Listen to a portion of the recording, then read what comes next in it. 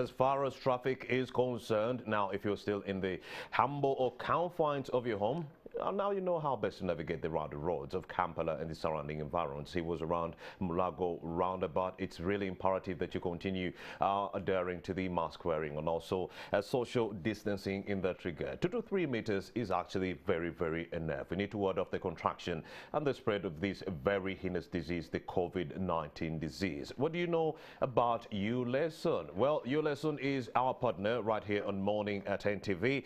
ULesson is an online tutoring app for students in secondary and primary school with a combination of highly trained expert tutors, media and technology. ULesson delivers high quality video lessons to students without parents or guardians having to break the bank. So now you know it, now that we are talking about a full reopening of the education sector, which is being largely pegged onto vaccinations. It means you should be maximizing on the advantages being fronted by ULesson in that regard.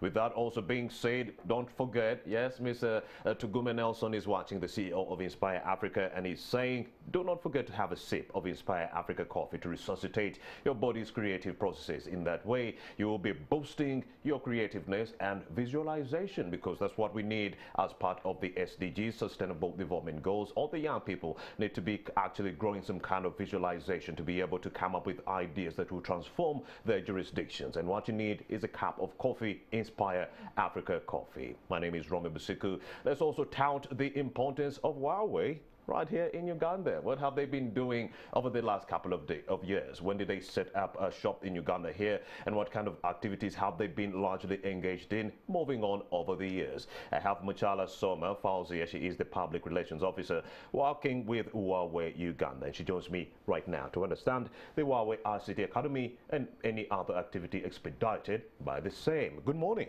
Good morning. All right, Muchala Soma, thank you for coming to Morning at NTV. We are honored to have you. Thank you. Acquaintance, who is Huawei? Let's start from there. And what do you do globally? Well, thank you for having me. That's the first thing. Indeed. Yeah, I'm also honored to be here. Indeed. To be with you on this stage. Yes, Fauzi. And yeah, Huawei is, before I even get into it, into a lot of depth of what Huawei is, when so many people look at Huawei, some people just think mobile devices. I see. I don't know why so many people just think mobile devices, Huawei mobile devices. Then, like earlier we were discussing, on your end, what would you think? What do you think when you see Huawei? 8G. 8G, you know? Because, you know, many people are now talking about 5G and so forth, but in China, you know, it's now 8G. Astronomical. That's how crazy it is. Yeah. So let me get into it. Yes. Huawei is one of the global leading ICT infrastructure solutions provider. In this way, we usually, if I'm to make it simpler for everyone to understand what we do, I divide it into 3 sectors. All right. We do things that come into consumer, that's consumer things to do with the gadgets, the phones that everyone knows, the laptops, and now we entered into televisions recently. They just launched the Huawei television. Like now I understand when you say, like, when people hear Huawei, they hear about the phone only. There's a laptop, there's a TV set. Yes, go ahead. Yes, then we have career, that's things to do with telecoms. That's then we have enterprise business. Those are things to do with enterprises, people we work with. So in this way, Huawei telecoms, for example, if I'm to say in Uganda, we work with the telecoms whereby we have MTN, Airtel, UTL to work on supplying 2G, 3G, 4G, you know. Who knows, maybe in future 5G, like you said, 8G.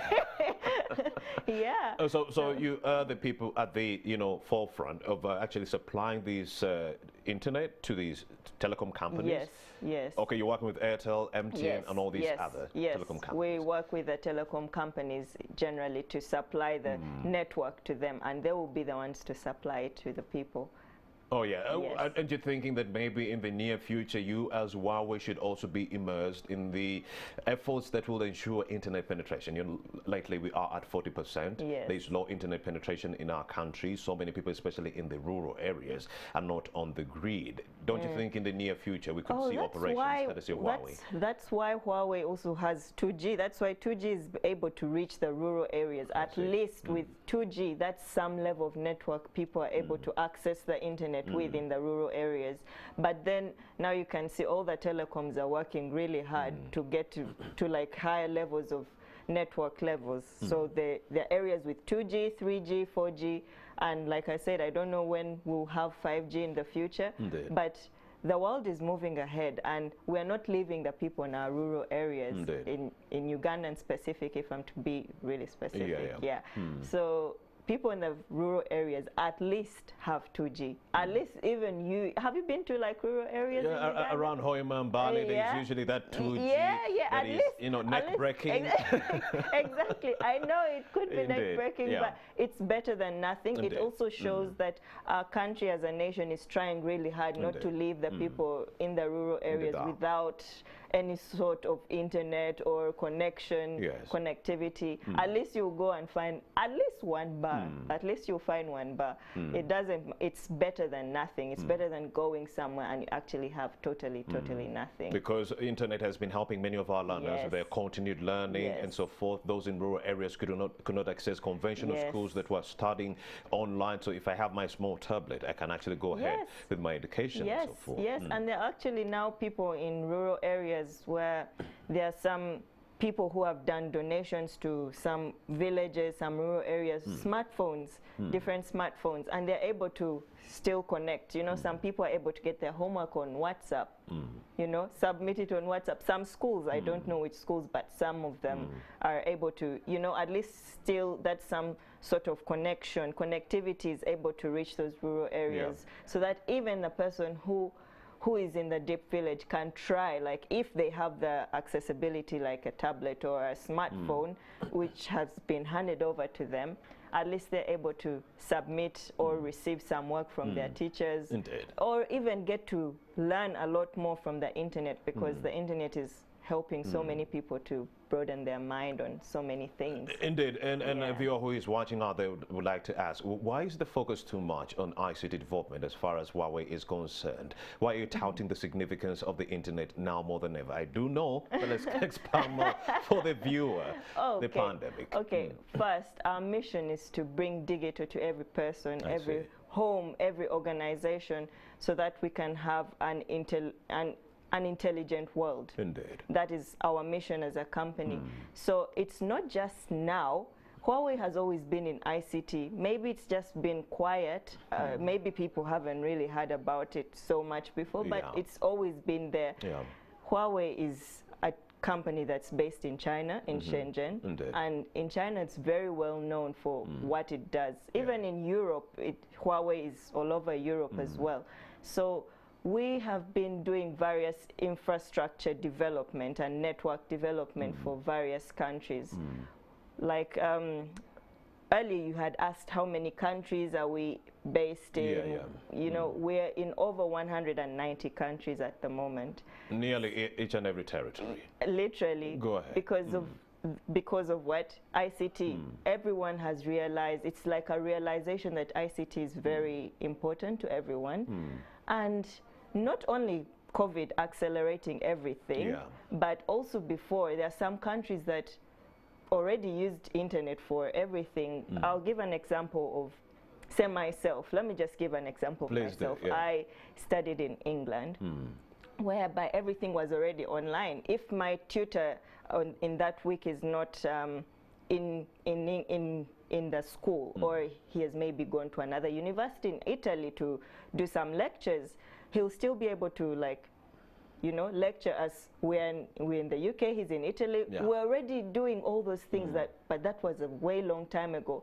So for us in Uganda, I think that's something that it's more like a realization that we have just got to have. COVID just accelerated that for Uganda, but different countries, developed countries, had moved on with this life, like, you know, studying on the internet, and then cars. Have you seen cars that are now moving, just, you know, smart cars? I think you've seen those, and all those need things to do, like with 5G. If I'm to get back to network, you even have flying 5G, cars.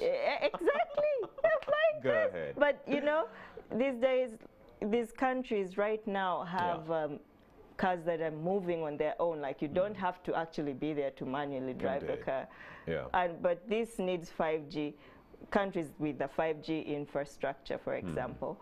And and we're hoping maybe in the near future Uganda could have that. Maybe our roads, our traffic lights, people could be able to obey all those things, so that everything can be able to move smoothly. I understand it hasn't been a rosy road for Huawei. You know, you always encounter some stumbling blocks, especially when you're doing something right. You know, whenever you encounter a challenge, that's when you know, all right, I'm doing something right. So over these, you know, encounter, the whole journey that has been expedited by Huawei, what are some of those challenges or stumbling blocks you've encountered along the way while trying to advance ICT technological advancements in many of these 190 countries? Well, challenges, like every company, you have challenges, and maybe people, the major one is because, you know, some people have this mentality. I don't know how, you know, media and everything, maybe because we're a company from China, they're like, no, because this is a Chinese company, we want, but they'll say that, but then still come and look for our services. And the thing is that another challenge that... So there is a bias against the company because it's from China? Yeah, there are some people who have that kind of bias. There are some people who actually have that bias, but... Especially the Americans, but go ahead. I don't know. But whoever has it, I don't think they have actually tried our technology to understand what we actually do. But people now have realized what Huawei does and the technology we have and the security of our technology that we have. So another challenge that the company was having was to penetrate through educating also technology to women. You know, women, there's a very big gap in the technology world where women are still less, as much as we know that, you know, there is a lot of equalization they're trying so hard to like bring gender people equity to and all. gender equity and everything. So right now I think people are just realizing women are able to get into this technology field, but they don't have the tools. Yes, it's just the tools and resources. Some of them come from different rural areas, and maybe the parents would prefer, okay, maybe just get married, or you know, you don't have to do this. And you can really see, if you speak to some of these people, some of these girls or women, you see they really have an interest in technology, ICT generally. And maybe they were able to go to school till some level and they have some interest, but maybe because of, you know, the mentality that, you know, if the parent doesn't have enough funds for something, they just go get married. But I personally would, if there's something I would encourage people, is to seek for such opportunities to join the ICT world, whether you're a woman or a man, whatever you are, like, just because right now ICT is everywhere, you know.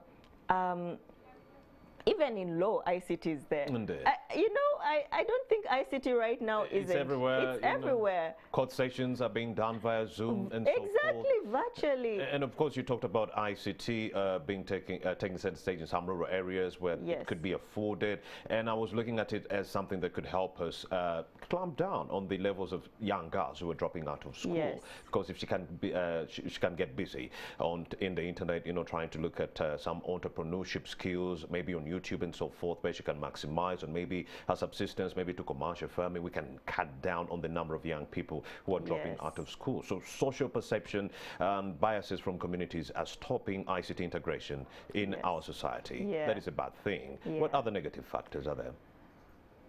Well, I can't. Politicians, are you getting resistance in some jurisdictions or countries from politicians who are saying maybe we do not want to work with that company because of what we've heard? You remember Donald Trump, for him, he was adamant. He was talking about some spying cases with Huawei and so forth. But then that was largely him. He had a bias with China. So we understood Donald Trump. But then moving forward, have you gotten some resistance from politicians moving forward?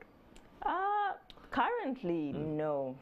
I don't think so. The environment is getting The environment is actually getting better. And what you were talking about earlier, there's actually no evidence that was against, like, that was from Huawei's side. Even the CFO that they decided to arrest in Canada was released because they couldn't base on anything. But yeah, we're just grateful that we're able to move forward, and I hope, not that I don't think, I hope that the journey continues to move smooth for all of us, wherever we are based in the world. Wherever you're based in the world, but you're currently right here in Uganda. Yeah. How long have you been here in Uganda? When did you set up shop? Okay, yes, Huawei has been in Uganda since 2001. Actually, this year, we are 20 years old. 20 years old. Yes. Can you imagine? People might think, you know, you just came through maybe 2016 or something. You've been here since time immemorial. We've been all right. At least since the inception of retired Kano Kizza Besigye. But talk to us about that, the journey from 2001 up to date. How has it been?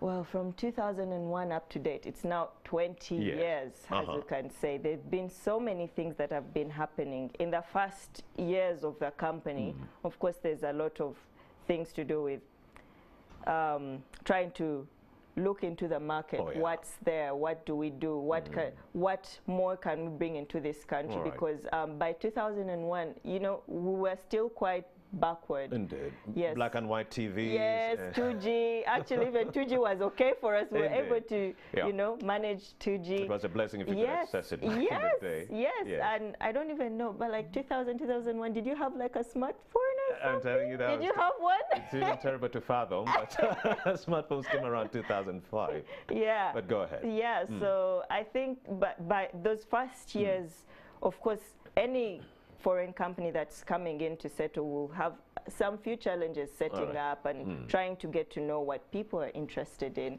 So yeah, the first few years it was mainly setting up 2G. But fast forward now, here we are, 2021, we are talking about the ICT Academy. What is it?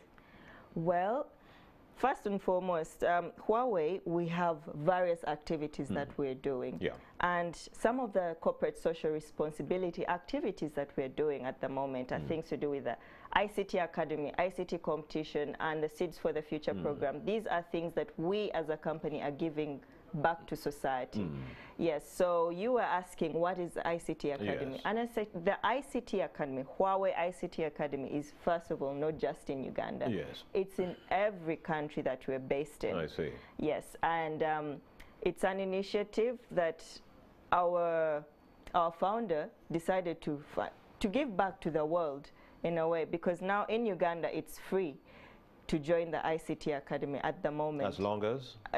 The first thing that we have to do is we work with universities, higher institution levels are the ones we cooperate with. We sign an MOU, then we guide them towards the process, the online registration process on our online platform on how to register for the ICT Academy.